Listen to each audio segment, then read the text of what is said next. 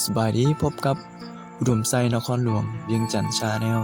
พบกันเช่นเคยในหัวข้อประเทศลาวมาจากชนเผ่าในตอนที่ 4 หมวดที่ 4 หมวดภาษามงอิวเมียนประกอบมี2ชนเผ่า1ชนเผ่ามง2ชนเผ่าอิวเมียน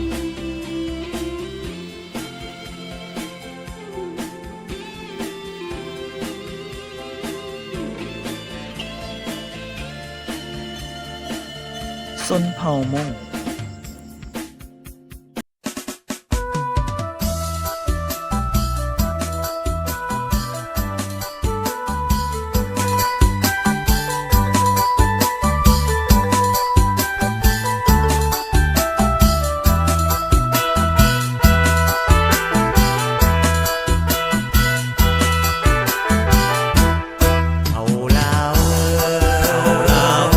ชนเผ่าอิวเมียน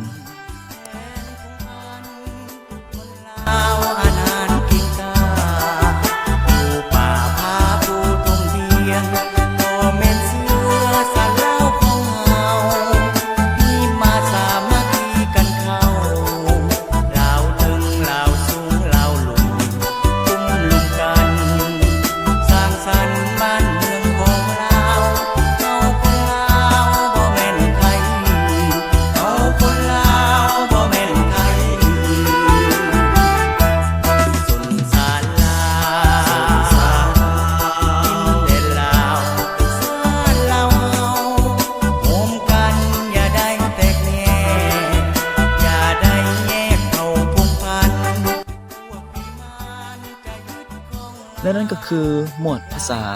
มงอิวเมียนเป็นหมวดที่ 4จบกันไปแล้วหวังว่าจะถูกใจท่านผู้ชมผู้หลายก็น้อยพบกันใหม่ในคลิปหน้าจะมาเล่าถึงประวัติความเป็นมาของแต่ละชนเผ่าผิดพลาดสิ่งใดขอโทษขออภัยอย่าลืมคอมเมนต์มาทางใต้คลิปเนาะสำหรับมื้อนี้ขอลาท่านผู้ชมไปก่อนสบายดี